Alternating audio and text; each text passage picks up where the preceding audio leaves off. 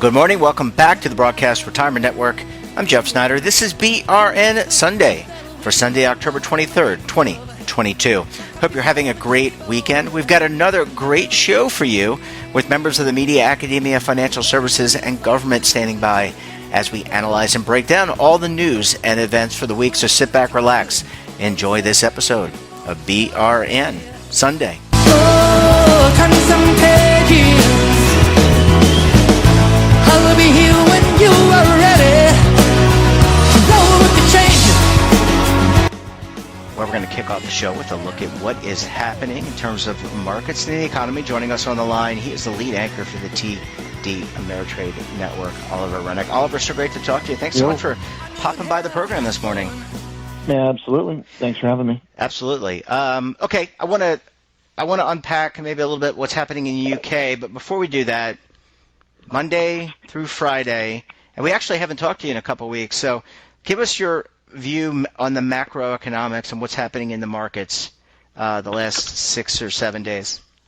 Yeah, it is important to take a sort of 2-week look right now when trying to assess what's happening in the market, because the most important piece of information that investors have received so far in the month of October was the backward-looking inflation print in CPI last week.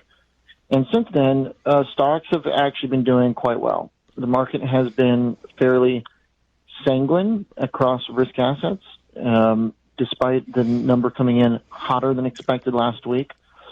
So that's really the focal point here, which is why is this ostensibly very bad economic print not causing further selling in the market?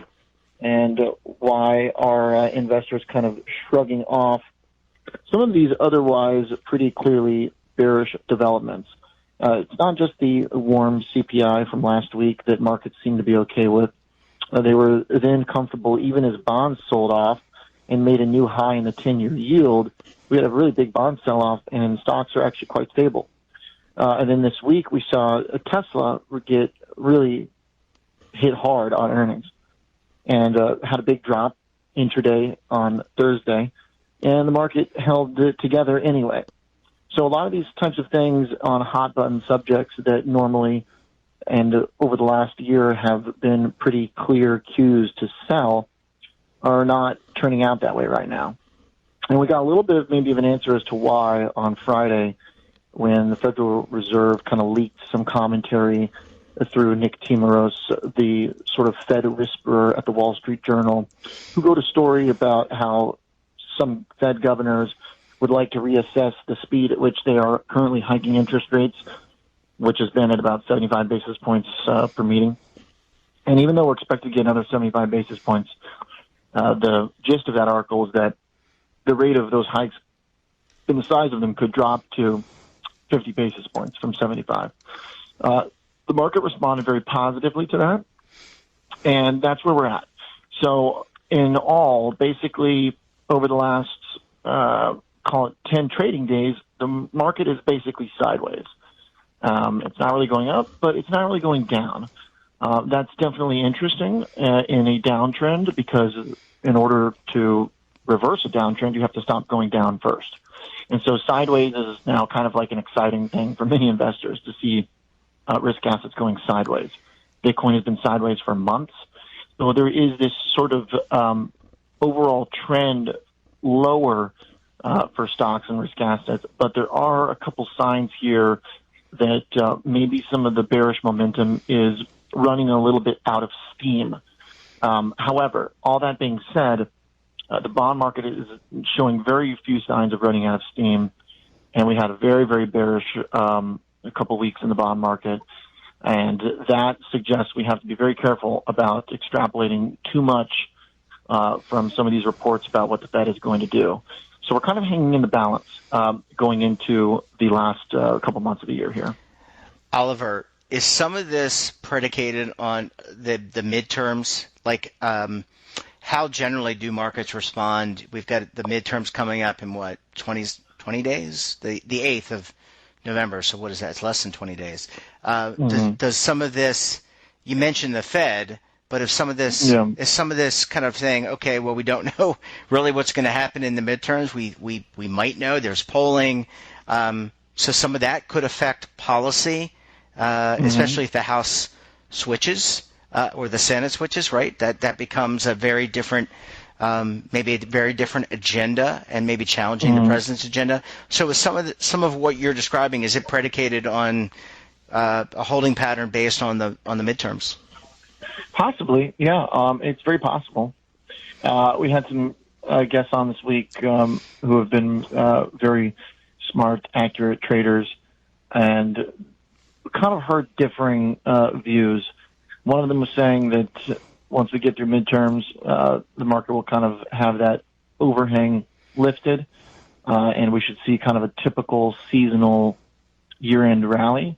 And then our other trader basically said that there is still a lot of risk to expect rallies to fade, and that kind of, midterms maybe at this juncture kind of acting as a little bit of just a lid on the market, to your point. It's hard to know really what kind of seasonal and historical patterns apply when we are really in a fairly kind of anomalistic macro environment. There's really not a lot of historical precedent for inflation being this high for this long. There is no precedent for coming off the zero bound in interest rates. There really is only the .com as precedent for the type of very tech-heavy bear market that we're experiencing. So it's unclear really what kind of like seasonal aspects and political kind of patterns are going to show up. But I do think it's fairly reasonable to think that that is a pretty big kind of obstacle on the horizon. If there is any major shift in leadership, that certainly could have some effect on how investors are thinking. I'm not really sure what it is, though, to be honest. It's hard to kind of see what type of really bold changes there would be if there was some adjustment in the power dynamics right now in Washington. Well, with that in mind, let's shift gears a little bit to the UK, and I don't want to get into the politics of the resignation of the Prime Minister, but they had some. You mentioned the bond market, and the UK pension market kind of had an upheaval. I think because of some, and I think maybe this is what led to the resignation of the Prime Minister. It was a very volatile 44 days, and because of the way they handle liability-driven investing in the UK, it has significant impact on pensions. But I want to get your assessment of the bond market and what, if any, impact could what happened in the UK be to the U.S. and other markets around the world? Oh, yeah. Well, that is without doubt the big question right now is, can we get the type of bond market turmoil that they did? And it's not too far off. I mean, there is a major, overlap in terms of the inflationary regime that we're both in. So that is not that different. Their inflation print was higher than our last one.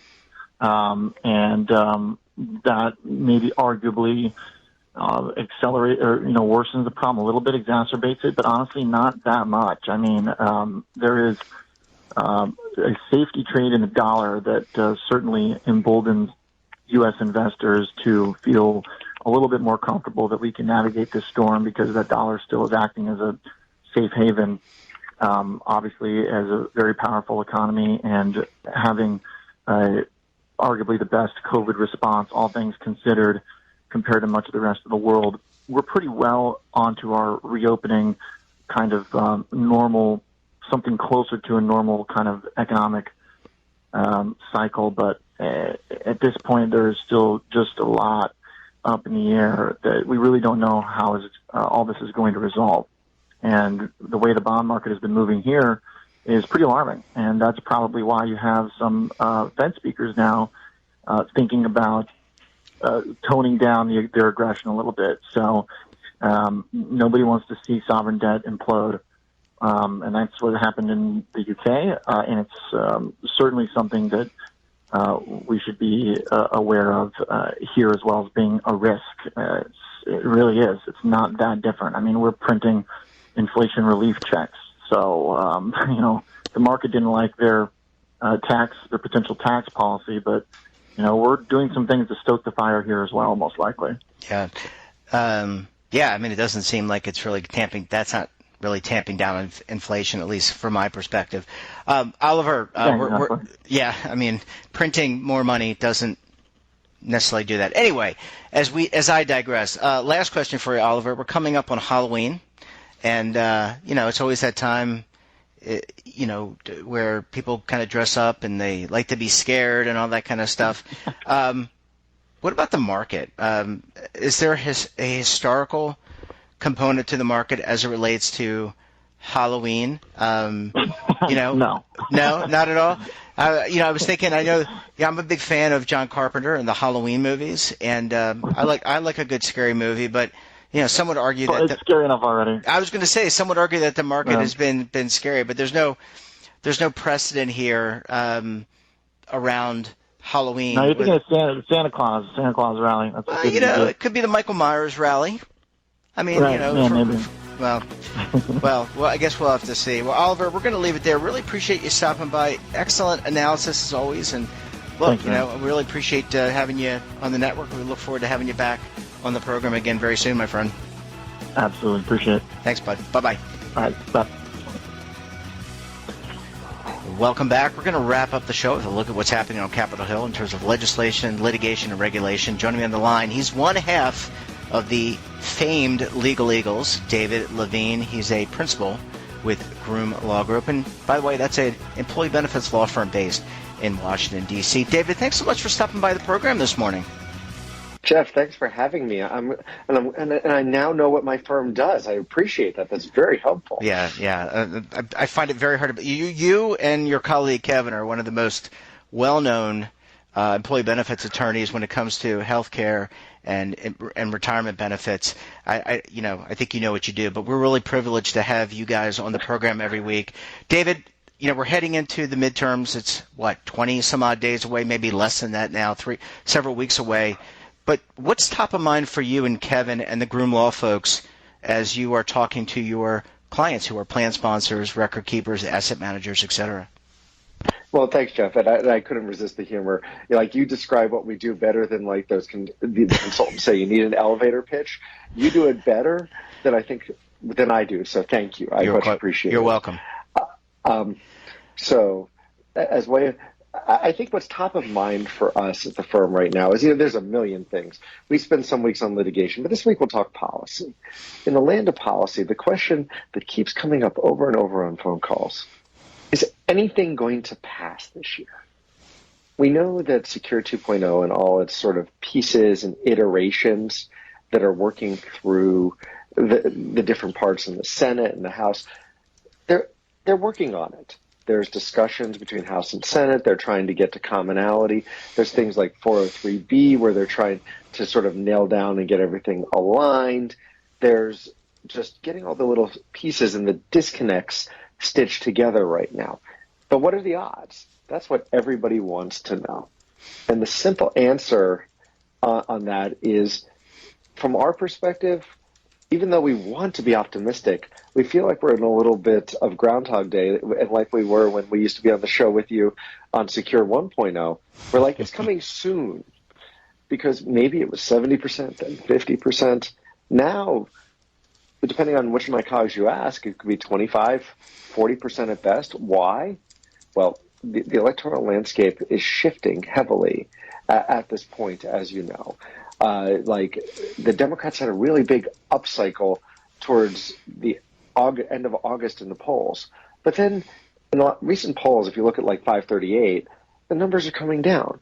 So what happens in the election directly impacts whether retirement legislation, a lot of other things get done. They've got other priorities like that they're thinking about that on budgetary and debt items that they may or may not want to tackle before. Well, they're going to have to tackle it is the short answer. And as a result, that if the Democrats, retain things, which seems unlikely on the House side certainly, and it's slipping a little on the Senate side, then maybe in an effort to clear the decks, maybe Secure 2.0 moves, or there could be just a decision, you know what, we're going to be divided next Congress. We just want to get out of here and move on. The Democrats want to focus on whether it's confirming judges in the Senate or just resolving things they know are going to be harder to pass if it's a split Democrat-Republican House and Senate. So as a result, the probabilities can go up and down. Also layering on top of this is the discussion of, well, what comes next? And you're seeing other legislation being proposed. As I've said before, it's not a Democrat and Republican schism. And I'll pause for a second here, Jeff, in a second. The ESG versus other asset classes debate, and of course there's crypto out there as a separate sort of overarching thing that gets out there involved, remains out there because we're seeing legislation proposed that would say you cannot use pecuniary factors. That came out this week. That was, you cannot use this, which is very much sort of the anti-ESG view. Obviously, there are those, and more commonly Democratic, that are pro-ESG. And then the flip on things, whether it's crypto or whether it's a separate discussion of alternative assets and the Tunein bill and other things like that. So I've said a mouthful without actually saying what's going to happen. The answer is I wouldn't bet your house on it right now. But we're already seeing the discussion, the next wave of investments and how do you decide what is good or not in a plan, and maybe trying to level the field in some directions. That's something you see continuing to go at this point. And thanks, David. Just as a follow-up to that, so you referenced Secure, the original, I'm going to call it the OG Secure. That passed, if I recall, in the lame duck after the election. I could be wrong, but it passed in December. I think it was signed into law. What's the likelihood, as we get closer and closer to election, it seems like the likelihood with Congress out on break, right, for the election, they're now running on their records. What's the likelihood that it's the lame duck where this gets done, or it's the fresh Congress? And I know a lot of this is on the politics, right? Who's gonna check the boxes and who's gonna look better, and that's just the way politics works. But is this gonna mirror Secure 1, or will it? Or we were looking at this in 2023, January 1st, 2023. The answer is, I think the answer is if it doesn't get done this fall, we're going to have a wait time before it gets done in 2023 or 2024. That's the reality. So if we don't get it across the line now, you've got a new Congress. They're reworking things. I think we're going to have to potentially take some more time. And then the question will be, does it remain fully baked? Or if there's congressional control, does the entire process start over? We're going to have to see. And with that, you mentioned, the bill will originate in the House, but that means the Senate will also probably come up with a complementary bill, right? It's not as simple as I'm just a bill and I'm, from what was that show, Schoolhouse Rock, right? I mean, it's not. A bill becomes a law. Right. You're right, Jeff. You sort of start over, but you sort of don't. But yeah, they're going to have to repass stuff and go through all that. So there's a lot of discussion about where does it go from there. And just, sorry to keep asking you these questions, but just from a civics point of view, if you have a switch in the House and the Senate, it means you have new chairpersons. Yes. Chairman Neal is the chairman of the Ways and Means Committee, but that could mean if the Republicans take the House, that could mean that there could be a Chairman Brady, because isn't Brady the ranking member from the Republican side? I should remember who's going to be the I didn't think it was Brady at this point, but I could be wrong. Okay. Well, at this point, I admit it's one of those things that if I had thought I should know this off the top, and I am just blanking right now, so I don't want to misstate. Yeah.